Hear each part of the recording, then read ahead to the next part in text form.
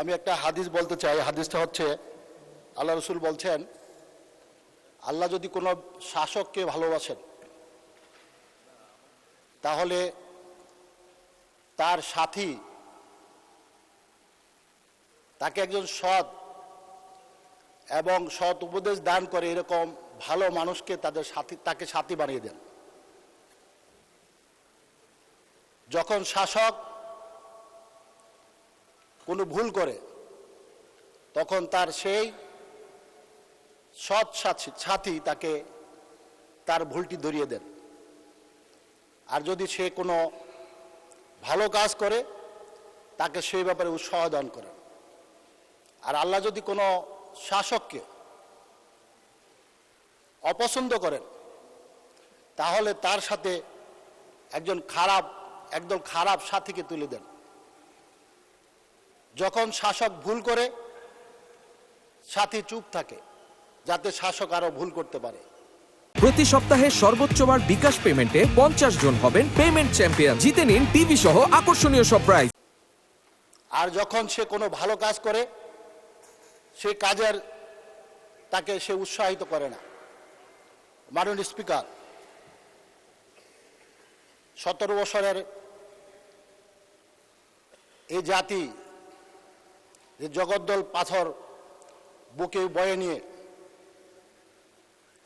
নির্মম শাসন ব্যবস্থার জাতাকলে পিষ্ট ছিল জাতি, তারপর বাংলাদেশের গণতান্ত্রিককামী জনতা, সর্বস্তরের মানুষ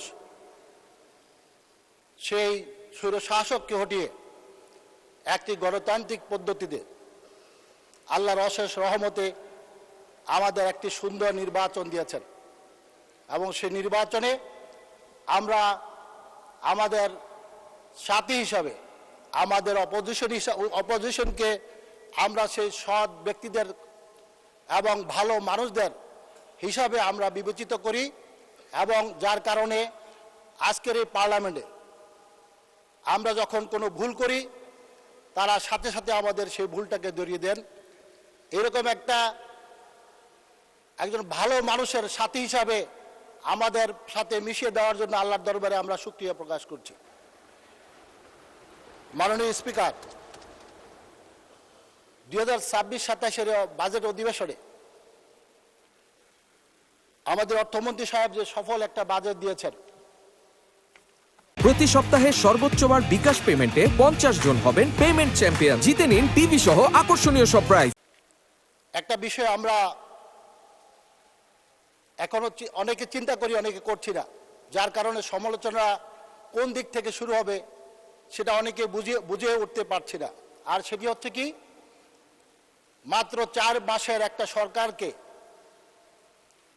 আমরা দেখলাম কি প্রায় 9 লক্ষ কোটি টাকার একটি বাজেট এই মহাসংসদে বাংলাদেশের মানুষের ভাগ্য উন্নয়নের জন্য উপস্থাপন করা হয়েছে। মাননীয় স্পিকার,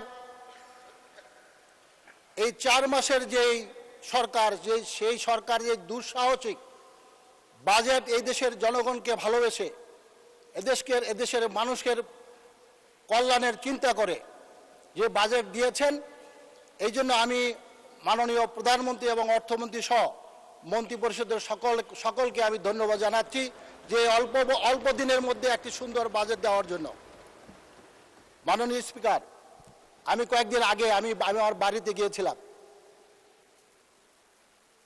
আমার কাছে দুজন বৃদ্ধ মা আসলেন, এক বৃদ্ধ মা এবং তার এক মেয়ে নিয়ে আসলেন। আমি জিজ্ঞেস করলাম যে মা, আপনি কেন আসলেন? তখন বৃদ্ধ মা আমাকে বললেন যে বাবা, তিনি কেঁদে কেঁদে বলছেন যে বাবা, আমি শুনেছি তোমাদের এই সরকার তোমরা ফ্যামিলি কার্ড দিবে। আমার একটা মেয়ে আছে, সে মেয়েটা পঙ্গু, প্যারালাইজড, সে বিছনা থেকে উঠতে পারে না। তার জন্য কি একটা ফ্যামিলি কার্ড দেওয়ার ব্যবস্থা করা যাবে বাবা? তখন আমি আমার সেই বৃদ্ধ মায়ের দিকে তাকিয়ে থাকলাম আর ভাবলাম যে মাননীয় প্রধানমন্ত্রী নির্বাচনের আগে এই অসহায় অসতিপর এই বৃদ্ধ মায়ের কথা চিন্তা করেই তিনি এই দেশের এই অসহায় মহিলাদের জন্য তিনি বৃদ্ধ মায়ের জন্য তিনি ফ্যামিলি কার্ডের ব্যবস্থা করেছেন।